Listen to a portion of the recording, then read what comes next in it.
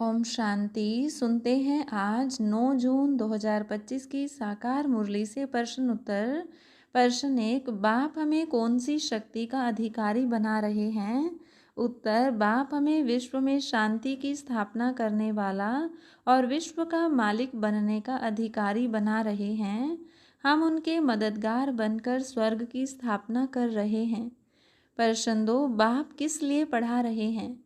उत्तर, बाप हमें स्वर्ग का प्रिंस और विश्व का मालिक बनाने के लिए पढ़ा रहे हैं।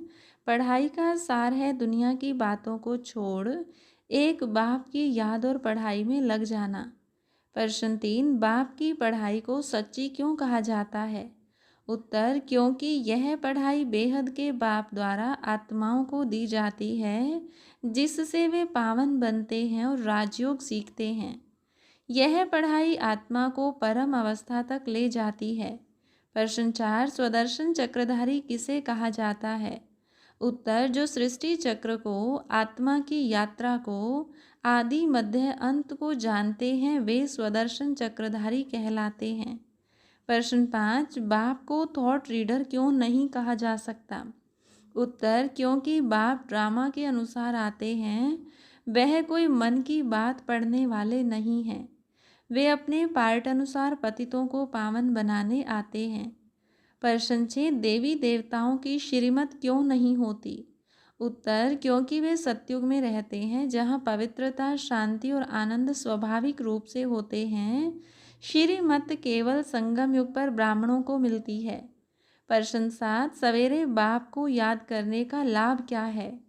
उत्तर, इससे पाप कटते हैं, आत्मा हल्की होती है और मन स्थिर रहता है। सवेरे की ठंडी हवा और एकांत में याद अधिक प्रभावी होती है। प्रश्न 8, बाबा को कैसे याद करें? उत्तर, आत्मा समझकर, देही अभिमानी होकर बाबा को बाबा कहकर सच्चे दिल से याद करें। मुख से हे राम कहना भी एक स्मृति है। प्रश्न 9, देवताओं के गले में माला क्यों दिखाई जाती है? उत्तर, यह इस बात की निशानी है कि उन्होंने अनेक गुण धारण किए थे, जो आज भी पूजनीय हैं। प्रश्न 10, पढ़ाई से दूरी रखने का नुकसान क्या है? उत्तर, इससे जीवन में गिरावट आती है, बाप की याद छूट जाती है और फिर दुख के बंधन में फंस जाते हैं। पढ़ाई छूटना आत्मा के पतन का कारण है। प्रश्न 11, बाबा के लिए डबल सिरताज शब्द का क्या अर्थ है? उत्तर, डबल सिरताज का अर्थ है राज्य का भी मालिक और ज्ञान का भी स्वामी। बाप बच्चों को ऐसा बनाते हैं। प्रश्न 12, संगम युग की क्या विशेषता है? उत्तर, संगम युग ही वह समय है जब आत्मा पुराने चक्र से निकलकर फिर से पावन बनती है और स्वर्ग की स्थापना होती है। प्रश्न 13, क्या ज्ञान सुनना ही पर्याप्त है? उत्तर, नहीं, ज्ञान को जीवन में धारण करना और नियमित मुरली सुनना तथा याद में रहना भी आवश्यक है।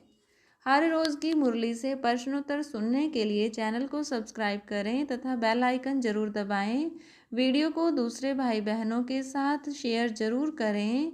ओम शांति।